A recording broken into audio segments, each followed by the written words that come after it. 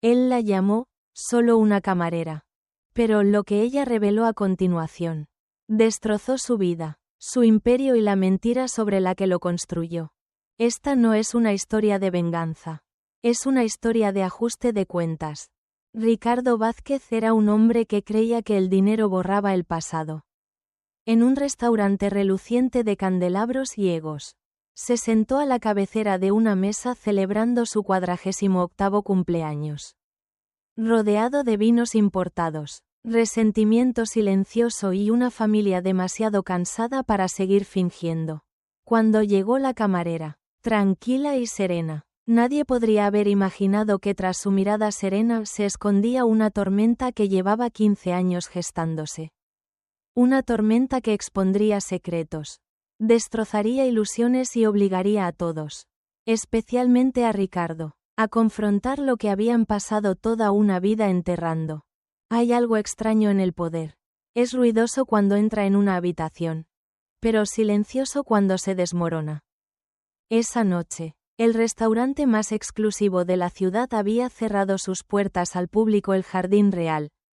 Un lugar tan selecto que necesitabas contactos solo para reservar una mesa entre semana. Pertenecía a un solo hombre, Ricardo Vázquez. Multimillonario magnate inmobiliario, hecho a sí mismo, temido, admirado, odiado. Le gustaba el silencio que emanaba de la exclusividad. El silencio que susurraba: estás por encima de ellos. Mientras se ajustaba la corbata de seda en el espejo dorado del baño. Ricardo admiraba al hombre en el que se había convertido. No el chico que una vez durmió sobre baldosas agrietadas en un apartamento del Bronx. Sino el conquistador que convirtió el dolor en propiedad. Que construyó rascacielos por despecho. Pero el espejo no te lo muestra todo. De vuelta en el comedor privado. Su esposa, con un vestido que valía una hipoteca, se sentaba con serenidad, con una sonrisa frágil. Su hija Andrea, recién llegada de estudiar en Boston, intentaba ocultar su desprecio tras una charla intrascendente. Su hijo Diego jugueteaba con su servilleta como si fuera lo único honesto en la sala. Luego ella entró, una camarera, de unos 25 años, cabello recogido, porte de soldado, ojos tranquilos, pero no serenos. Se presentó como Isabela. Su voz era profesional, su presencia olvidable, hasta que Ricardo decidió que no lo era. Él la miró como si ella estuviera por debajo de él. Él no sabía que ella guardaba su pasado en el bolsillo. Y cuando él cruzaba la línea, burlándose de ella, retándola, humillándola, Isabela no levantaba la voz. Ella planteó la verdad. Lo que dijo a continuación no solo silenció la sala. Quemó un reino. Bocadillo de diálogo. ¿Alguna vez has visto a alguien en el poder finalmente obtener lo que se merece? Cuéntanoslo en los comentarios. ¿Te hubieras quedado callado como Isabela, o hubieras hablado? Sin importar el costo, Ricardo Vázquez se contempló en la pared de mármol pulido del baño privado, suavizando el brillo de su corbata de seda italiana. Los espejos no eran meramente decorativos, sino un testimonio de su conquista. Cada panel susurraba un mensaje. Ya has llegado a los 48 años. Había amasado una fortuna lo suficientemente grande como para silenciar al niño que una vez temblaba en las aceras del Bronx, reemplazando la vergüenza de la pobreza con la embriagadora certeza de la supremacía.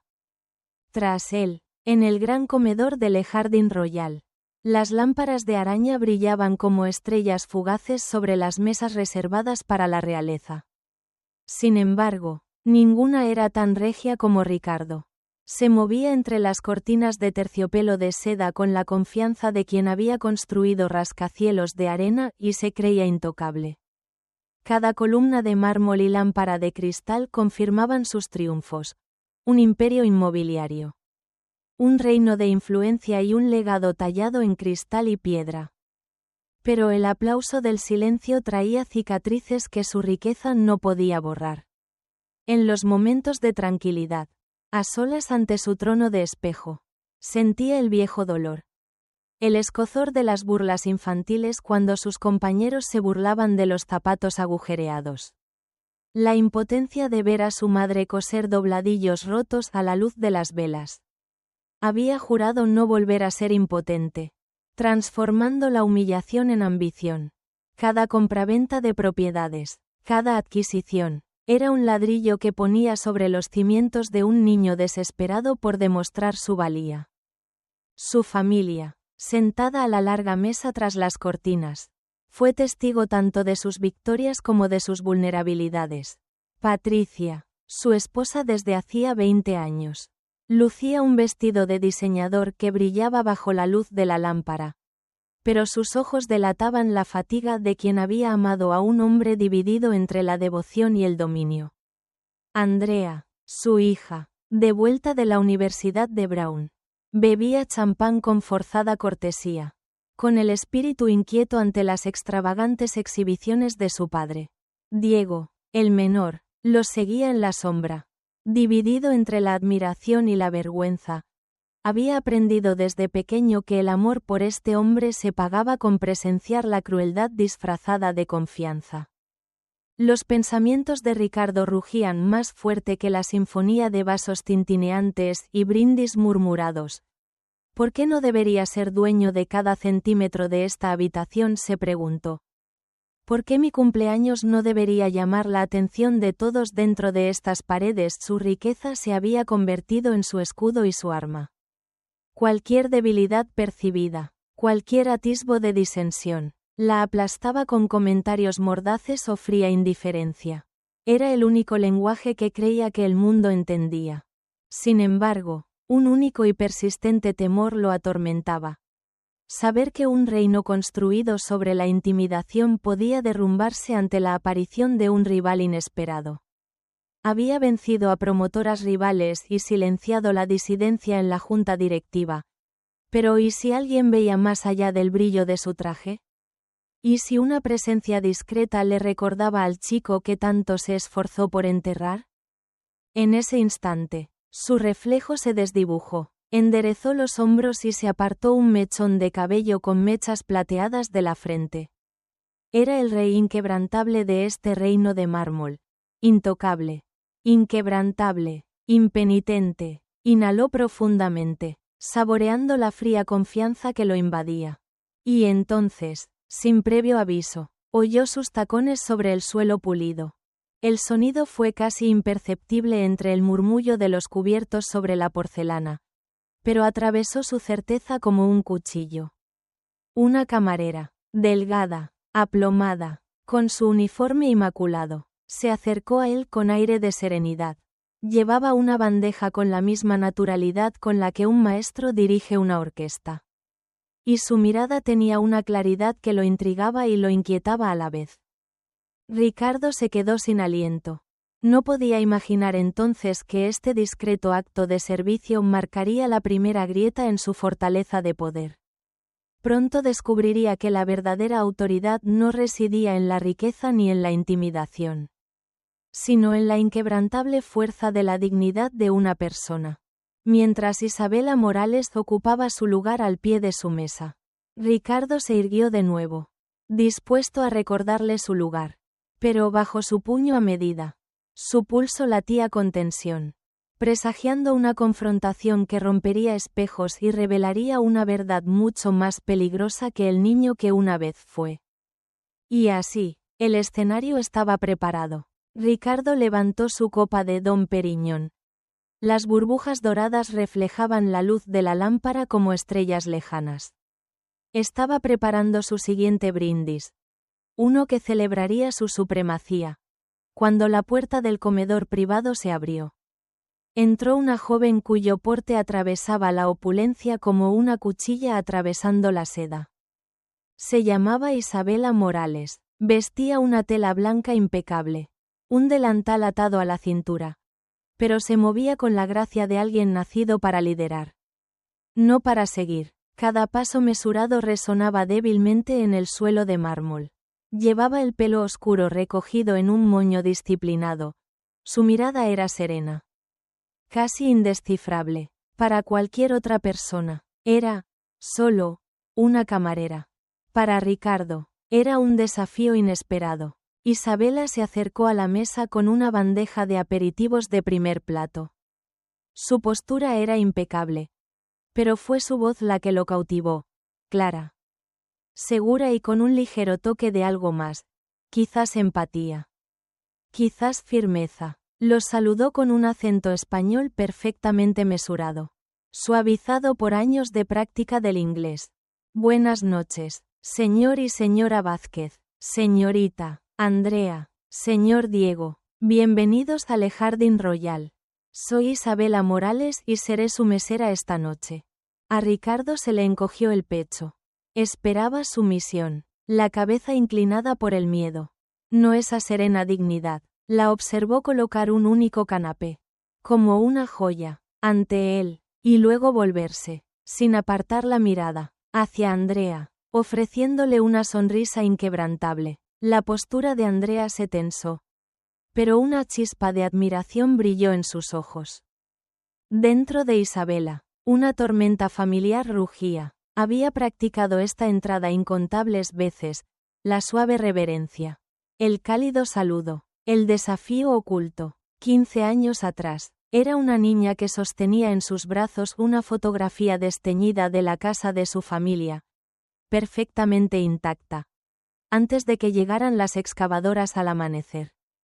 15 años atrás, aprendió a contener las lágrimas, a mantener la frente en alto y a dejar que la amabilidad fuera su armadura.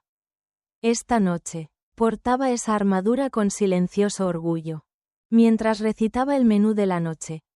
Velouté de champiñones con aroma a trufa. Lubina sellada con risotto de azafrán. Sus palabras rozaron el orgullo de Ricardo como agua fría. Él la interrumpió, tanteando los límites. ¿Cuánto tiempo llevas trabajando aquí? 3 meses, señor, respondió con calma. ¿Y antes de eso? Presionó en voz baja. Isabela le sostuvo la mirada. He trabajado en cocinas de Madrid y París. Mi prioridad es la excelencia. Su respuesta debería haber sido una derrota. Una admisión de impermanencia. De un viaje aún en curso. En cambio, irradiaba propósito. No se escondía ni rogaba. Reclamaba espacio. Su siguiente puya, destinada a herir, tembló y se desvaneció en su garganta. Alrededor de la mesa, la tensión familiar se agudizaba. Patricia apretó con más fuerza su servilleta. Andrea entreabrió los labios, lista para defender a Isabela. Diego tamborileaba con los dedos en el borde de la mesa, furioso por la crueldad de su padre. Pero la calma de Isabela permaneció intacta. Se apartó con deliberada gracia, colocando los platos con silenciosa precisión, como si el mundo pudiera exigirle obediencia y no encontrara ninguna. Ricardo se quedó mirando su figura mientras se alejaba, con la mente acelerada. ¿Quién es ella realmente?, se preguntó. ¿Qué la hizo enfrentarse al hombre más poderoso de la sala sin pestañear? Su imperio le había enseñado a quebrantar voluntades con una sola mirada. Sin embargo, allí estaba una mujer cuya dignidad brillaba más que cualquier araña de cristal. En la breve soledad de sus pensamientos, Ricardo sintió algo que no había sentido en años: incertidumbre. El peso de sus logros de repente se sintió vacío. Recordó las noches que pasaba encorvado sobre contratos, convencido de que cada metro cuadrado que adquiría enterraba un pedazo de su vergüenza pasada. Pero Isabela, ella le hizo preguntarse si el poder por sí solo podría llenar ese vacío. Isabela regresó con una jarra de albariño añejo. Se detuvo junto a Ricardo y, con mano firme, le sirvió un solo sorbo en la copa. Para la lubina sellada, señor, dijo en voz baja. Sus miradas se cruzaron por una fracción de segundo. Él no vio miedo ni resentimiento, solo propósito, y en ese momento, comprendió que ella no solo estaba sirviendo comida, le estaba tendiendo una trampa a su arrogancia. Él levantó su copa hacia ella con un gesto de media sonrisa y luego se dio la vuelta. El orgullo lo obligó a ocultar su inquietud. Las primeras notas de tensión crepitaron en el aire. Un duelo silencioso entre el poder desenfrenado y la dignidad inquebrantable. Mientras Isabela se dirigía a atender a Patricia, Ricardo sintió que su determinación se endurecía. No se dejaría vencer por una camarera. Sin embargo, en el fondo, sabía que esto era solo el preludio. Esta noche, el escenario no estaba preparado para una celebración de cumpleaños, sino para un ajuste de cuentas. Y así, la calma que precedió a la tormenta se desvaneció, empujándonos hacia un choque que rompería espejos de mármol y expondría la cruda verdad que se escondía debajo. El cuarteto de cuerdas guardó silencio al llegar el primer plato. Una delicada velouté de champiñones coronada con un toque de aceite de trufa blanca. Ricardo observó a Isabela colocar los cuencos ante su familia, con la espalda recta como un poema de resiliencia. Bajo esa suave luz, cada cucharada parecía resonar en el gran salón. Sintió que la tensión subía como bilis en su garganta.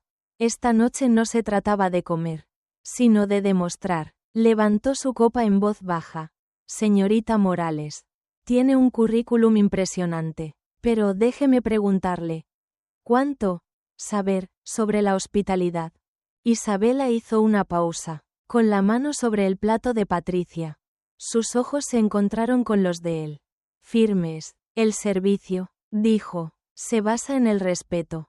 Señor, y en comprender a la gente a la que sirve. Los labios de Ricardo se curvaron en una sonrisa cruel. ¿Respeto? ¿Crees que el respeto se gana con amabilidad? Dime, ¿crees que respeto tu lugar aquí? Señaló el salón privado, las mesas vacías tras las cuerdas de terciopelo. ¿O prefieres disfrutar de los privilegios que nunca podrás permitirte? Se hizo el silencio. La mano de Patricia temblaba sobre el tenedor. Los nudillos de Andrea palidecieron alrededor de su vaso. El corazón de Diego retumbaba en sus oídos. En ese instante, Ricardo creyó tener todas las de ganar. Se inclinó hacia adelante. No eres un igual. Eres un portavoz pagado de un restaurante que alquila habitaciones por hora. No durarías ni una semana si trabajaras para mí. No tienes influencia ni pedigrí. Las palabras se derramaron como ácido. En su mente, estaba dando una lección. El miedo mantiene al mundo en línea pero por dentro. Algo se quebró. Recordó al niño que aprendió a temer demasiado bien. Miedo a las carteras vacías. A las promesas vacías, a los hogares vacíos. El rostro de Isabela no delataba nada. Pero Andrea vio el destello. Una grieta momentánea en la armadura de Ricardo. Abrió la boca para protestar. Pero él la silenció con una mirada tan fría que quemó. Diego, con la voz tensa, finalmente habló. La estás humillando. Papá, no ha hecho nada malo. La risa de Ricardo resonó contra el mármol. ¿Se equivoca? Se equivoca al atreverse a creer que merece respeto. Se volvió hacia Isabela. Dime, ¿qué se siente ser? Entonces prescindible. En el silencioso pasillo, solo se oía el suave tintineo de una cuchara al deslizarse contra la porcelana. Entonces, Isabela se enderezó, presa de una furia silenciosa. Colocó el plato de Patricia con deliberado cuidado y luego sostuvo la mirada de Ricardo por primera vez sin pestañear. Mi familia, comenzó con voz suave pero firme. Lo perdió todo porque alguien como tú calificó nuestras vidas de prescindibles. Por un instante, el tiempo se detuvo. La arrogancia de Ricardo se tambaleó. Vio la verdad en sus ojos. La niña que una vez se paró entre los escombros de su hogar de la infancia. Decidida a levantarse, vio a la hija que cargó con la traición como una cicatriz, pero se negó a ser doblegada. El silencio se hizo más profundo. Patricia contuvo las lágrimas. Andrea se levantó con voz temblorosa. Déjala en paz. Ricardo dio un puñetazo en la mesa. Y las copas de cristal resonaron en señal de protesta.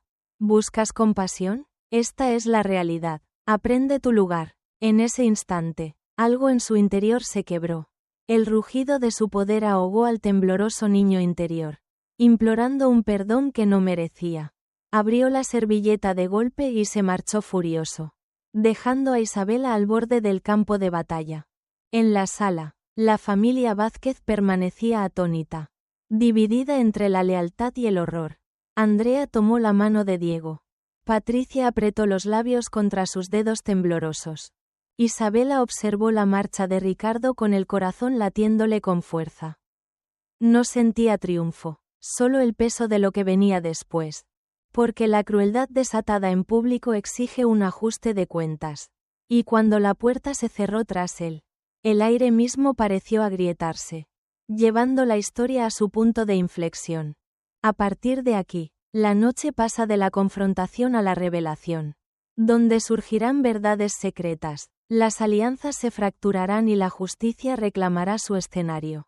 El silencio que cayó sobre el jardín real era más pesado que cualquier sinfonía. Las botas de Ricardo habían resonado, pero su ausencia solo amplificó el temblor bajo las paredes de cristal. Los clientes del bar miraban a través de las mamparas de cristal, con los tenedores a medio camino hacia labios temblorosos. El cuarteto de cuerda carraspeó, sin saber si debía reanudar. A la cabecera de la mesa, el pecho de Andrea se agitaba con lágrimas contenidas. Los ojos de Diego brillaban de ira e impotencia. La mano de Patricia temblaba, como si equilibrara un huracán en la palma. Y allí, de pie ante la bichisuas intacta, estaba Isabela Morales. La calma en el centro de esta tormenta. Por un instante, dejó que el silencio se extendiera, como un arco tenso. Luego habló, en voz baja y firme. Señor Vázquez, dijo, deteniéndose para mirar a cada miembro de la familia a los ojos. Quería saber por qué me comporto así. ¿Por qué nunca me inmuto? ¿Por qué el respeto es la única arma que conozco? Andrea y Diego permanecieron rígidos, como si se prepararan para una explosión. Los nudillos de Patricia palidecieron sobre el mantel. Isabela sacó una fotografía descolorida del bolsillo de su delantal. Una instantánea en sepia de una modesta casa enmarcada por olivos. Se la pasó lentamente a Andrea. Esta era la casa de mi familia. Continuó Isabela, hace 10 años, antes de que llegaran las excavadoras al amanecer. Antes de los avisos legales. Antes de que el mundo aprendiera a valorar sus inversiones más que nuestras vidas. Andrea frunció el ceño. Recorrió los bordes de la imagen. ¿Eres tú?, susurró. Isabela asintió. ¿Esa niña agarrada de la mano de su padre? Era yo. Inhaló con la voz engrosada. Me llamo Isabela Morales Sandoval. Mi padre lideró la comunidad de San José. 150 familias como la mía, que construyeron sus casas ladrillo a ladrillo. Generación tras generación. Y una noche, señor Vázquez, sus abogados reclasificaron nuestro terreno como riesgo ambiental, obligándonos a venderlo a una fracción de su valor. Un murmullo resonó en la mesa. Los ojos de Patricia brillaron. Diego se inclinó hacia adelante, como si Estevi hubiera gritado, «Escuchen». La mirada de Isabela se agudizó. A mi padre lo arrestaron por cargos falsos. Incitación. Conspiración. Porque se negó a aceptar los sobornos que le ofreciste. Le temblaron los labios, pero insistió. Murió en una celda, desconsolado. Mi madre tenía 3 trabajos para alimentarnos. Vi desmoronarse mi infancia, y en esas ruinas hice una promesa. Me levantaría y hablaría. Guardó la foto en su bolsillo y se irguió. Esta noche me humillaste delante de mi familia. Mis amigos, tu propia familia. Pero no me conoces, nunca me conociste. El silencio cayó como ceniza. La retirada de Ricardo solo había retrasado este momento. En su asiento vacío, persistía el fantasma de su poder. Patricia ahogó un sollozo. La voz de Andrea tembló. Yo no tenía ni idea. Isabela no ofreció perdón. No estoy aquí para pedir disculpas. Estoy aquí para pedir justicia. El puño de Diego se estrelló contra la mesa. Destruyó nuestro hogar. Señor Vázquez, ¿cuántas vidas más arrancó? La pregunta flotaba en el aire, cargada de acusación. Al otro lado de la sala, el gerente rondaba. con el rostro pálido como la porcelana fina, dudando entre intervenir o testificar. El pecho de Isabela subía y bajaba con silenciosa fuerza. Metió la mano en su delantal de nuevo y sacó un fajo de documentos legales atados con una cinta roja como la sangre. Estos archivos contienen todas las transferencias bancarias, todos los memorandos de soborno, todos los permisos manipulados. Durante 2 años reuní pruebas. Esta noche, te doy una opción, Patricia Jade o con acento agudo. Andrea se llevó la mano a la boca. Incluso el cuarteto había parado los arcos. Isabela sostuvo la mirada de Ricardo, aunque él ya no estaba. Su influencia permanecía en cada opulento detalle. Puedes firmar un acuerdo. El 80% de tu patrimonio neto se devolverá a las familias que destruiste. Un fondo para reconstruir San José y una admisión pública de tus faltas. Oh. Hizo una pausa, dejando que la gravedad se apoderara de ti. Presentamos estos documentos a la fiscalía mañana. Tu imperio se derrumbará bajo su propia corrupción. Las paredes de cristal parecían temblar. La riqueza y el privilegio brillaban a su alrededor. Pero nada podía eclipsar esta cruda e inquebrantable verdad. Patricia se cubrió la cara con ambas manos. Andrea y Diego se abrazaron. En ese instante de suspense, una comprensión tácita recorrió al clan Vázquez. Su poder, como el cristal más fino, podía romperse en el punto exacto en que brillaba más. Isabela se cruzó de brazos, con el fuego de la justicia ardiendo en sus ojos, y permitió que la habitación respirara una vez más. La revelación había nivelado el campo de juego. Lo que quedaba era el ajuste de cuentas. Isabela se encontraba ante la familia Vázquez, una mujer transformada por el dolor y el propósito. En sus manos sostenía 2 carpetas gruesas, encuadernadas con cinta carmesí. Una llevaba las firmas de más de 100 familias desplazadas de San José. La otra contenía acuerdos legales vinculantes y proyecciones financieras. Las lámparas de araña de cristal parecían parpadear, como si estuvieran atrapadas entre la condena y la esperanza. Le ofreció la primera carpeta al abogado de Ricardo, un hombre elegantemente vestido cuyo traje impecable desmentía su inquietud. Esta, dijo con voz firme pero tierna, es la demanda civil por daños y perjuicios, fraude, corrupción, conspiración. Las pruebas son irrefutables.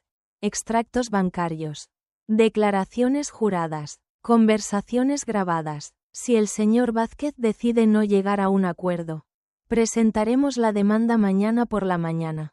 El caso procederá y su imperio será examinado en audiencia pública. El abogado tragó saliva. Los nudillos de Patricia palidecieron al rozar el borde aterciopelado de la mesa. Andrea jadeó con acento agudo. Diego contuvo la respiración. Ricardo, sentado como un rey condenado a muerte, observaba los documentos, con todos sus instintos animándole a luchar. Pero presentía que la situación había cambiado. Isabela entonces extendió la segunda carpeta, recorriendo la habitación con la mirada. Oh, continuó, el señor Vázquez podría firmar este acuerdo. El 80% de su patrimonio neto se destinará inmediatamente a un fondo de restitución para San José. Lo suficiente para reconstruir viviendas, escuelas y medios de vida. El resto, reforzado por estrategias de inversión de las mismas familias a las que perjudicó, garantizará el crecimiento comunitario a largo plazo. A cambio, todos los cargos penales se aplazarán hasta que se cumplan estos términos. Siguió un silencio profundo. La familia de Ricardo lo miró, dividida entre el alivio de que este horror pudiera terminar y la incredulidad ante el precio. Los ojos de Patricia se llenaron de lágrimas. Las lágrimas trazaron silenciosos caminos por sus mejillas. A Andrea se le quebró la voz al susurrar. ¿Qué será de nosotros? La voz de Isabela se suavizó. La seguridad financiera de su familia estará garantizada mediante un fideicomiso independiente, protegido de litigios. No quedarán desamparados. Los niños merecen un futuro sin los errores de sus padres. Diego apretó los labios y tragó saliva. El imperio de su padre. Antaño la base de su identidad. Amenazaba con derrumbarse bajo el peso de sus propios pecados. Ricardo cerró los ojos, recordando al niño que había sido, hambriento, vacío, desesperado por validación. Había cambiado la compasión por el control, la justicia por el lucro. Ahora, el mismo poder que ejercía se había convertido en su jaula.